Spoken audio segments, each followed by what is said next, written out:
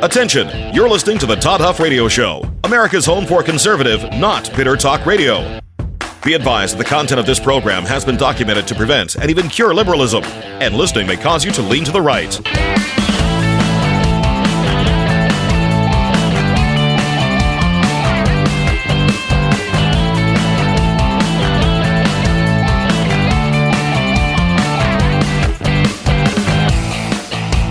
Here's your conservative, but not bitter host, Todd Huff.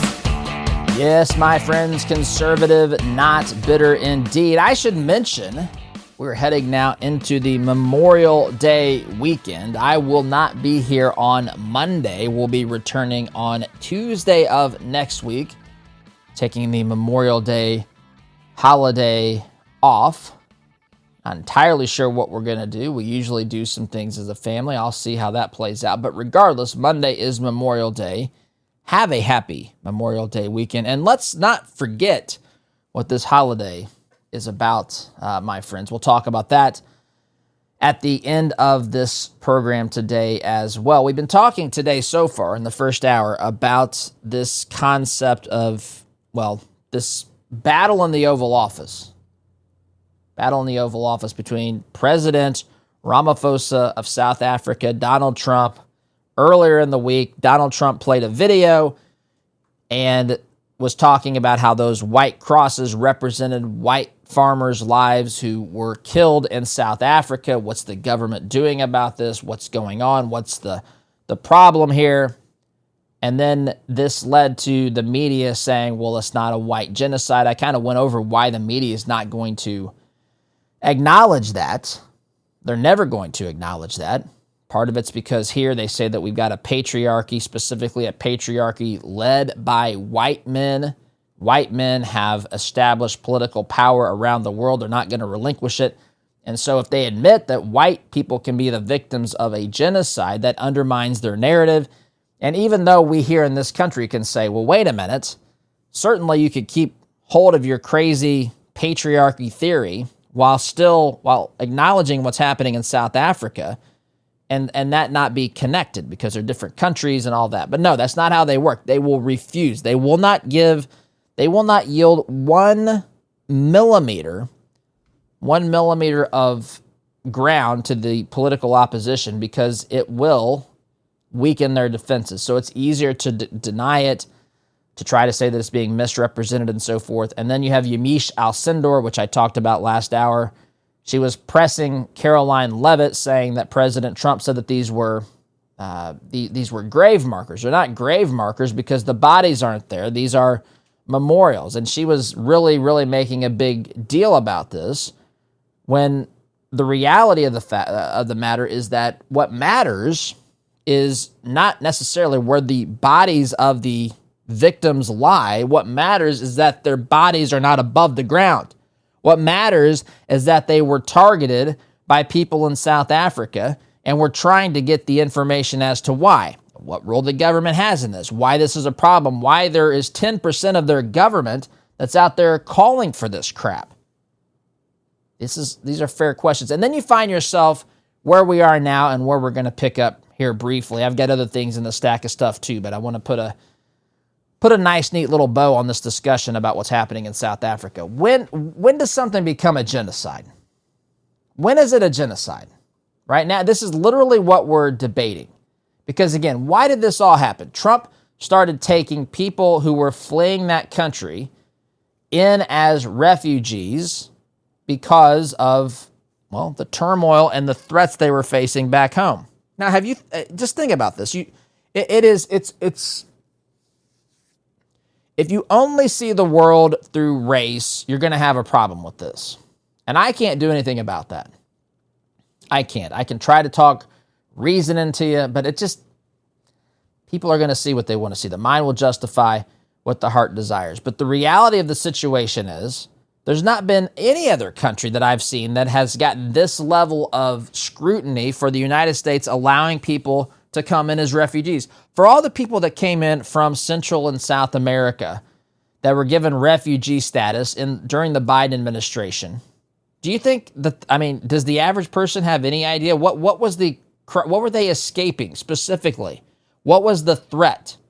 Why are they justified in seeking asylum?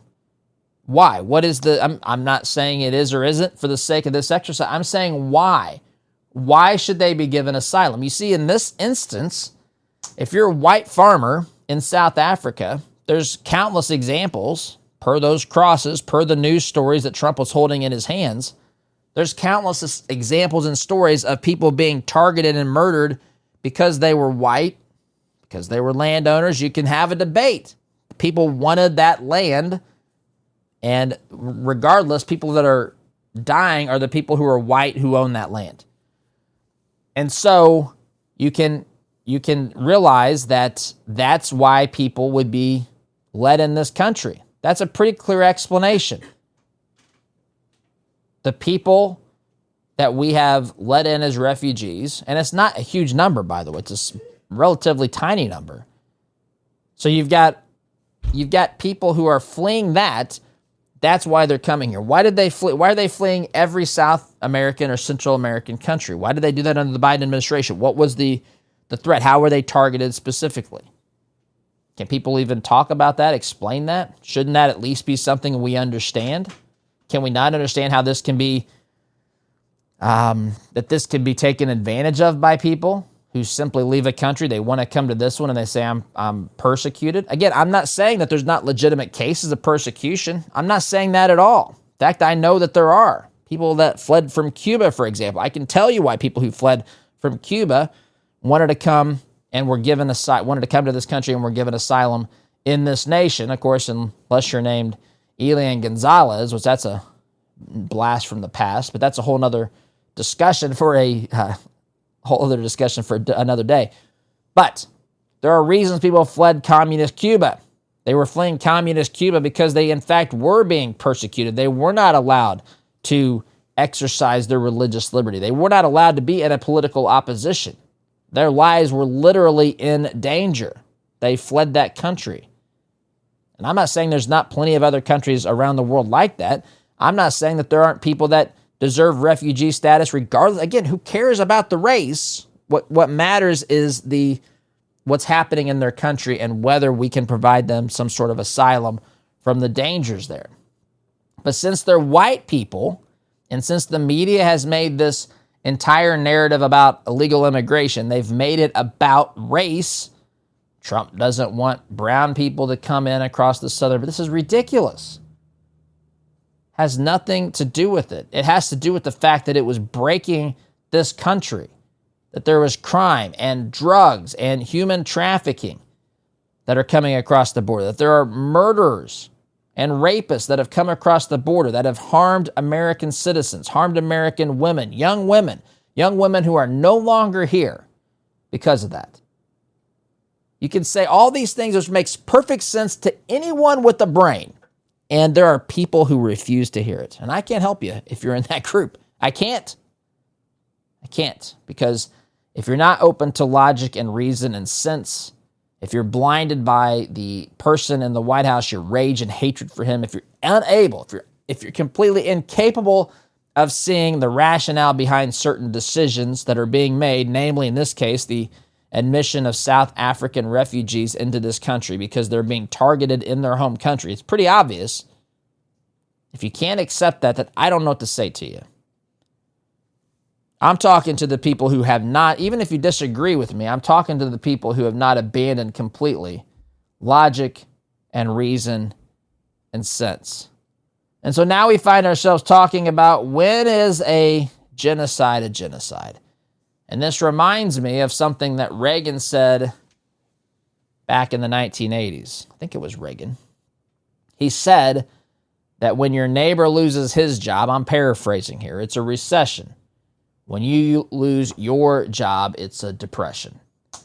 And there's something true about that. Again, there's definitions on these things, but of course the left will redefine them any time that those things might be used to politically harm them. But the reality of the matter is those things have definitions, but oftentimes our personal experience with it, our personal knowledge of the details, how much it impacts us personally, certainly can change the way that we see a circumstance. So, people, again, we shouldn't be emotionally manipulated into believing one way or the other.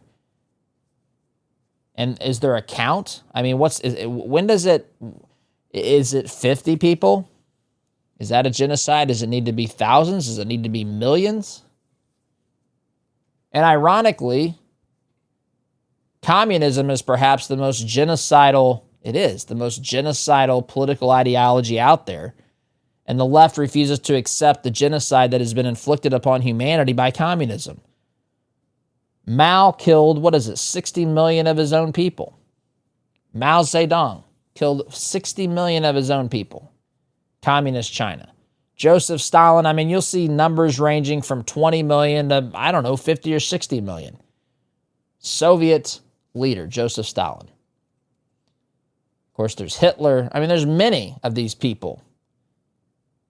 Many of them are lovers of big government. Many of them are communists. Many of them are supposedly embracing the ideology that is for the people, that's bringing in this utopian reality, when the truth is the folks who proclaim to be bringing in the utopian for humanity are killing the most people.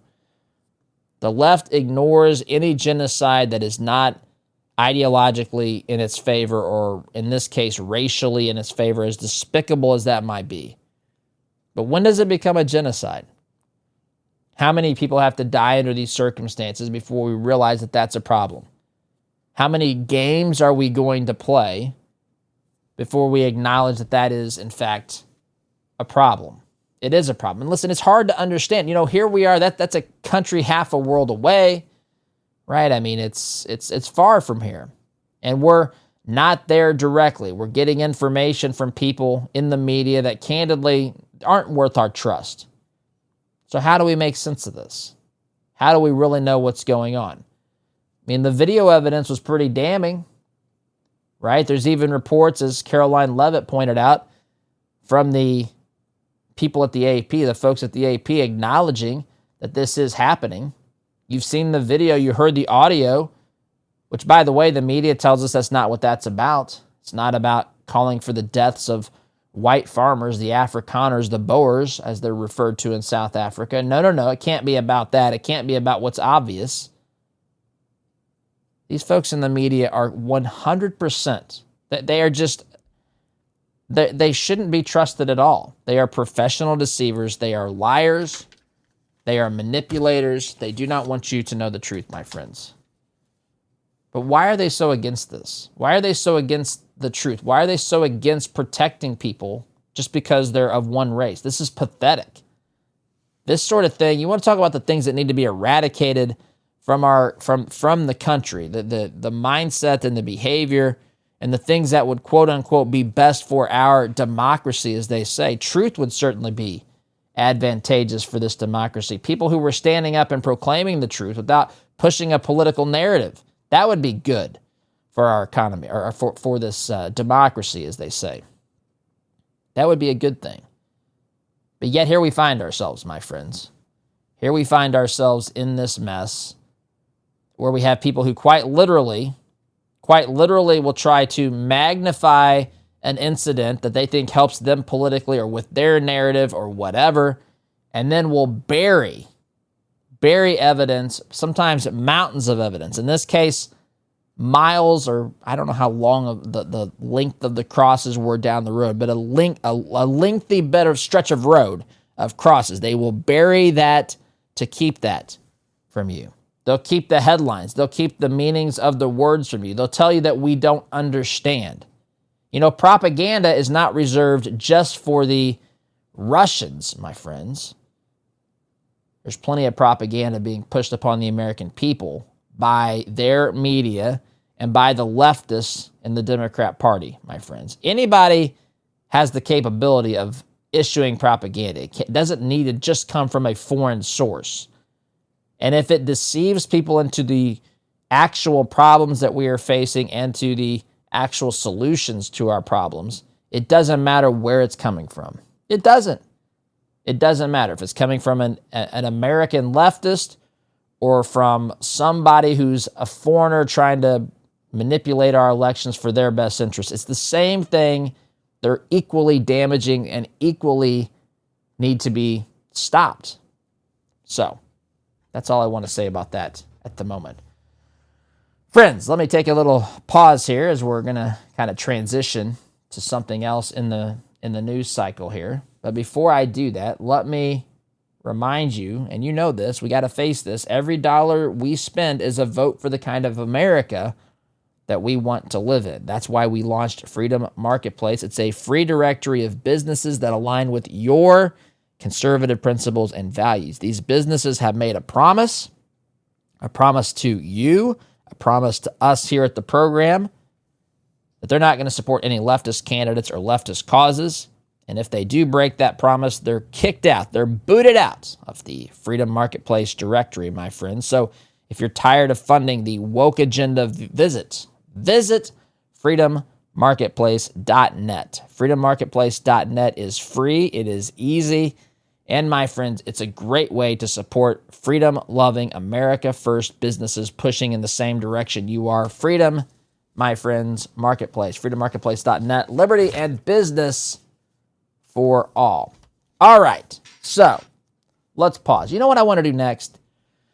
I'm always afraid to hold off something till the end of the program on a day like this. The Memorial Day I mentioned is Monday. This is Memorial Day weekend. And sometimes if I hold this off to the end, I don't give myself enough time. But I want to pause. Memorial Day is Monday, which is May the 26th. This is a holiday that is designed to mourn, remember, honor military, folks who were in the military who died serving in our armed forces. And this country, my friends, this is not Veterans Day. Veterans Day is remembrance or thanking and honoring the service of people who had served in the military, who are now living amongst us as just citizens again, right? Civilians. Memorial Day specifically is to remember those who died defending this nation. And as you look back over the history of this country, there have been a lot of people who have given their lives for this nation. And we would not have what we have today without these folks. You know, I've had the privilege of attending the Indianapolis 500, and we're not going this year. It's been a few years since I've been. But it is, if you've not been, I would encourage you to go. I'm not even a race fan. I'm not knocking on racing. I don't mean it like that. I'm just not someone who follows racing. But the Indianapolis 500 is what they call it, the greatest spectacle in racing. It is a spectacular event. This is something that my father-in-law, my wife's dad, we would go. It was a tradition of his to go, and we used to go. The race used to be at 11. I don't know what time it is now. They've moved it around a couple times. I don't know if it's back at 1. But there for a while, no, it was at 1 o'clock, and then they moved it to 11. I don't know. All I know is we would get up. I think he would pick me up. This was back before we were married. He would pick me up at, I want to say like 4:30 or 5 in the early. We'd go have breakfast. It would be a day. I think we beat the race car drivers to the track. And we would sit there and there were festivities the whole time. People, bands marching around, people begin to come in. And as it begins to get closer to the race time, they would play taps. They would do the flyover. They'd sing the national anthem, all of this stuff. To remember, and from a position of patriotism, I think that this the Indianapolis Motor Speedway and the 500 is an unbelievable thing. I don't know. I used to say, I've told people this. I don't know how you go to the race and experience that and you leave not loving this country. I don't know how. And to feel the pride and the honor and just it's an experience, and it's It's powerful. And what we have today, my friends, and you know this, but I just want to say this for the people who sacrificed everything for what we have. This nation exists and owes to folks who gave of themselves, who died defending this nation. We should be eternally grateful for this, because freedom is always under assault. It's always under assault. It manifests itself in a lot of ways, and it's unfortunately under assault by enemies both foreign and domestic. And the military, quite candidly, because of the folks who have served, because of the steps that have been taken to make this the greatest fighting force on the face of the planet, there certainly are foreign adversaries. But the reality is that the people who are our foreign adversaries are very, very intimidated, and rightfully so. And I think that's a good thing of the United States of America. I want them to have a healthy sense of fear, not a fear that we're going to use it to be abusive, but a fear that says, do not cross this line. You know, we are here defending our great nation, our interest, our allies around the world. Do not cross the line. You want to play nice, we'll play nice. You want to play games, you want to start engaging in conflict, you better be prepared for what's about to come your way. Reminds me of that song from the late, great Toby Keith, The Angry American, which came out soon after 9/11. And that's became an anthem for a lot of folks who joined the military during that time to fight back against the terrorists and those who were trying to take away our liberties, cause us to have great fear, cause us, in the case of the Islamo-fascists that crashed the planes into the Pentagon and into the trade towers on 9/11. They wanted to usher in Sharia law. They wanted the infidel to pay the price. They had a view of the world that was the opposite, the antithesis of liberty and freedom. And I honor and recognize and remember those who stood up, not just then, but certainly those who stood up then to fight and gave their lives in defense of this great nation in response to what happened on September 11th. Memorial Day, my friends, is Monday. We owe those who gave their lives a great deal of gratitude and honor. And let us not forget. Let us not forget. We are living in this nation, and we have the benefits of freedom in large part to those who gave their lives, and they are to be remembered this weekend. Quick time out, my friends. You're listening here to Conservative Not Bitter Talk. I'm your host, Todd Huff. Back in just a minute. Welcome back, my friends. That last segment got me thinking a little bit here. And, you know, I know that they have different perspectives. And listen, I know that I'm an old-fashioned patriot. I'm a guy who, you know, I was a child of the 80s.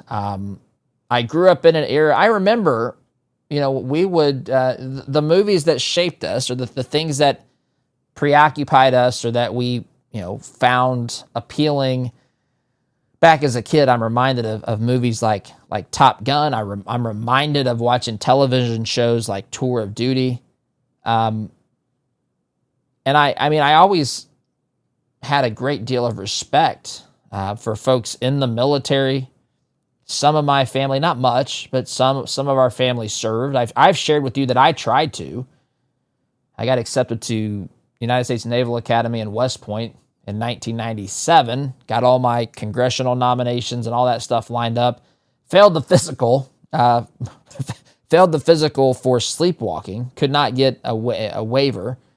And so I was unable to attend. But I had a grandfather who served in World War II. I had a great uncle who served in World War II. I think he was my great uncle. That's how I referred to him. I'd have to check. It might have been like a third cousin or sort of thing. But my brother-in-law had served in the Army. He served in Afghanistan. Now, you start mentioning people, you're going to forget somebody. But we've, you know, Oz, who else am I forgetting? Anybody? My wife's grandpa served in the Air Force. He was in, actually, his story, you know, he passed away right before our son was, right before we announced that we were pregnant with our son, who's going to turn 16 here in a month or so. And Grandpa Jim, my wife's grandpa, he was a fighter pilot in World War II. And my wife my wife and I, it might have been even when we were dating, we would actually go and spend time with Jim and his wife, Margie. And we heard some stories, and he was just a fascinating guy. I mean, he was a pioneer in flight. In fact, I think he chartered, he had at one point in time some record for the fastest time from traveling from one point to another. I didn't always understand because, again, he passed away when he was, I think, 86 or 88. Something like that. But anyway, but he was a fighter pilot in World War II. And one day, he had this little sidearm, it's a long knife. And it was something that it was a Nazi knife. And I was asking him, Jim, what is this? And he told me, again, the story he told me, and I've always wondered what really happened. But he said he got that when he was shot down. He was shot down near the end of the war. He crash-landed his jet. Well, not a jet back in those days.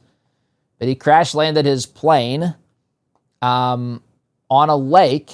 On one side of the lake were the Allied forces, I believe. On the other side were the German forces. He, of course, crashed on the side that was closer to the enemy.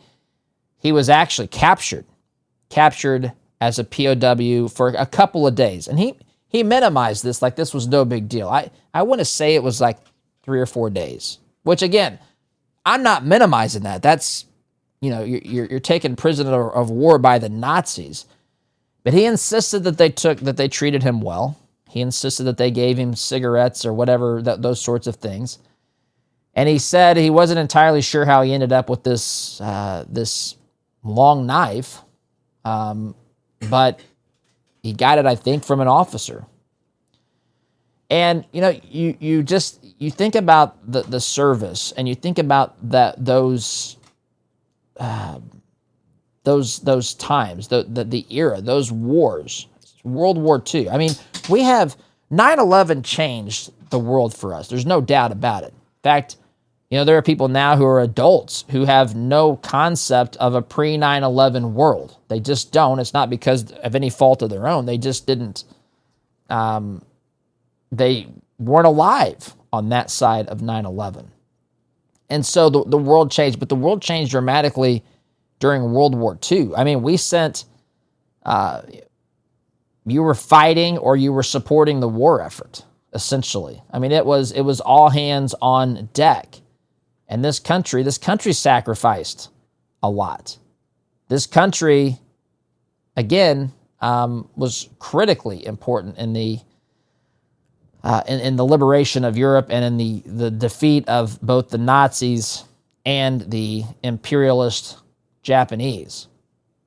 And you go back and you look at this stuff, and when I look at this stuff, just the way my mind thinks, I understand that these were difficult times with difficult decisions, and I'm always, when I talk about these sorts of things, I'm always drawn to the situation with dropping nuclear atomic bombs on Hiroshima and Nagasaki. Terrible decisions, and people criticize the United States for this all the time in modern times.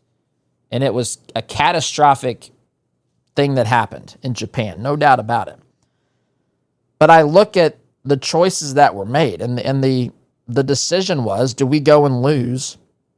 The estimates were incredibly high. I mean, off the charts high, because the Japanese were dug in. They were going to fight to the death. They were not just going to surrender. We learned this as we advanced towards the main islands of Japan, fighting in places like Okinawa and so forth. We understood that they were going to, Iwo Jima, that they were going to basically fight to the death, and that this was going to be a bloody, inch-by-inch battle. We would have to lose lots of people, and that was the calculus of that. The calculus was this was going to be the more humane way, as crazy as that might sound in one sense, but it would actually save significant lives, especially of American service members. But as I think about this, and I think about how I was raised in the 80s and watching those movies like Top Gun, and I always, again, had a respect for the flag. It was small town USA. It was a different world.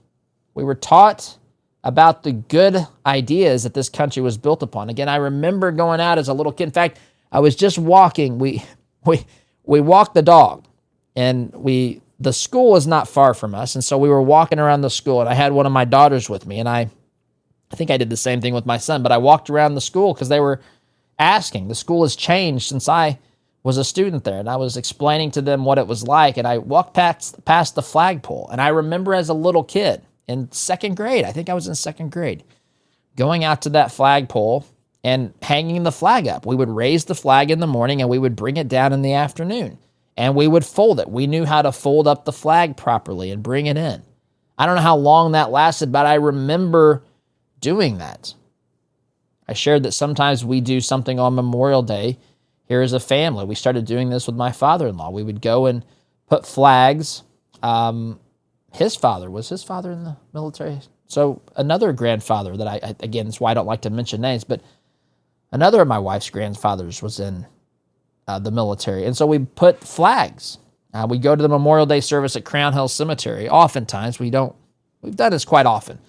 Might have missed a year or two here or there, but we would go and place flags at the gravesite, listen to the presentation, listen to the story be told about the first Memorial Day, which is a fascinating story in the wake of the Civil War, when they were putting out memorials and a windstorm came and it blew all the wreaths around, and it suddenly, one of the women said, all these wreaths are together. You don't know which one's for the Confederate soldier, which one's for the Union soldier. Why don't we recognize and remember them all?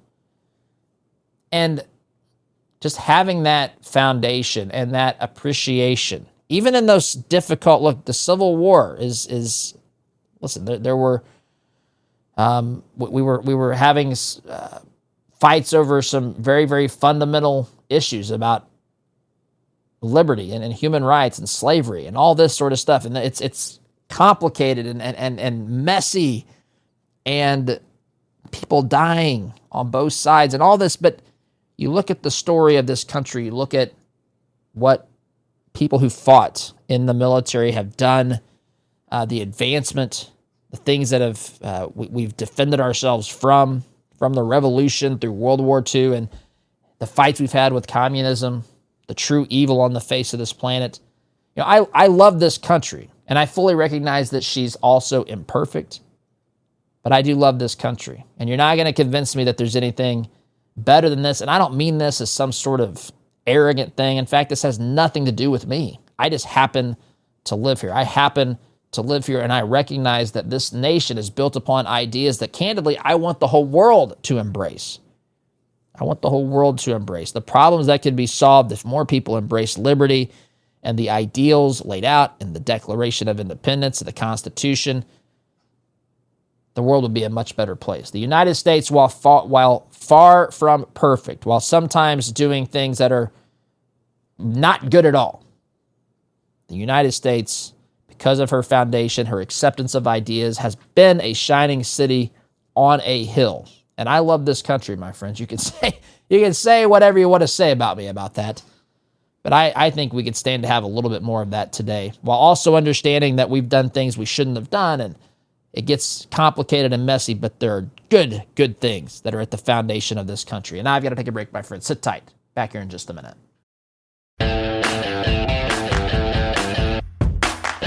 Welcome back, my friends. In hindsight, I'm glad I gave myself a little extra time, because what I said last segment, it reminded me of a review we got once on Apple Podcasts, and I want to read this to you because some of you might feel this way, and I don't care. That's fine. I mean, it kind of makes me chuckle. It's a nice review, but also a little bit snarky, I suppose. But here's what the review said. Actually, before I do that, I got to do this. I got to remind you, my friends, if you are concerned about your heart's health, if you want to stay healthy, if you're worried about cholesterol, if you have cholesterol problems in your family, you owe it to yourself to check out Solti. Solti is an all-natural, clinically proven, hear me say that, clinically proven way to lower cholesterol. It's helped a lot of folks lower their cholesterol. It may be able to help you do the same thing as well. I take the product. I think you should consider taking it as well. It's not a drug. You don't need a prescription. You don't have to get a doctor's visit. It's just a way it's a great first step to proactively take care of your heart health. It's just taking 2 Solti soft gels a day. That's all you have to do. All you have to lose are the high cholesterol points. This has been tested as safe. And friends, if you're interested in this, go to Solti.com, Soltea, Solti.com. Promo code Todd is going to get you 50% off your first 3-month supply and free shipping to boot. It is affordable. It has been proven to help people lower cholesterol, and it's been tested as safe. So, Solti.com, promo code Todd, get you those savings and free shipping. Solti.com, promo code Todd. All right, I want to read this. What do you call this? A review, I guess, is what it technically is. By the way, I will say this, if you listen on the podcast, or if you could just go to the podcast and leave us a review. Don't do it if you're going to be nasty, but if you're going to leave us a review and have some good things to say, which why wouldn't you? I encourage you and ask you to do that at Apple Podcasts or wherever you would listen to podcasts. But anyway, most folks listen on the radio, whether it's terrestrial, over the airwaves radio, or online radio. But nonetheless, there's folks that listen on the podcast as well. And in my mind, it's all one and the same thing as far as just it's just different delivery or different distribution methods for the show. So, all that being said, this is a podcast listener. This is what he said. Headline, or the title of this is Liberal Leaning, but Listen to See What I'm Up Against. Randomly capitalizing some letters, I guess. But anyway, here's what he says. Good, honest, conservative podcast. Well, thank you, Willie. If you are liberal, this is what made me think of this. You will roll your eyes a lot. And some of you might have been rolling your eyes when you hear me talk about this country. There's a part of me that truly doesn't understand that, but there's a part of me that does. A lot of people have been taught not to believe what I just said in the last segment. So maybe you rolled your eyes a lot at what I said. But, he continues here, that should come with the territory of listening to a conservative podcast. You have to listen to both sides to determine where you can find common ground, so we can continue moving this nation forward instead of splitting it apart. So, again, he rated it a 5-star, I guess. But if you're liberal, he says, you will roll your eyes a lot. Which I suppose that's true. But here I am trying to think. Listen, I understand liberals because I had to defend myself against liberals a whole lot in college. I mean, I was in the crossfire every day. So I understand liberals. I'm telling you this, and this is the truth for probably just about any conservative listener out there listening to my voice. You understand liberals better than they understand you. You do. In fact, try this exercise sometime. If a liberal, instead of arguing with them, say, look, I don't want to argue with you. How about we do this? How about you explain what I think and why I think it, and I'll do the same for you as fairly as I know how, and then you grade me on how close I got it. I can almost guarantee you that you're going to be better at explaining what they think and why they think it than they can about what you think and why you think it. That's my experience anyway. So I say that to say I know that liberals will roll their eyes a lot, especially when they hear me talk about America and how proud I am of America, how much I think America is great. But they don't see it that way. And while I somewhat understand why, it's still largely a foreign thing to me. Because I think if you understand history, world history, and if you look at the history of this world, if you look at the nature of humanity, if you look at the amount of oppression, the amount of just evil and dictators and kings and all this stuff that has happened throughout history, things that were not pleasant to the average human being, the amount of poverty, the amount of, again, just oppression and heavy-handed government, high taxation, do it their way or the highway sort of thing. As you look at this throughout history, and you can see it for what it is, this concept that people were subject to kings instead of citizens who had rights bestowed upon them by God. I know it's hard to get there mentally because we only know what we've experienced. But to be able to experience or to somehow get there mentally, to understand how bad things were for a lot of people on this planet, and then to see how much prosperity and opportunity and hope that we have, not because of our DNA or our race or anything like that, because of the ideas. And because those ideas appeal to all people of all groups, of all races, ethnicities, and everything else, this nation has become a shining city on a hill. With that, I've got to go, my friends. Have a great Memorial Day weekend. SDJ.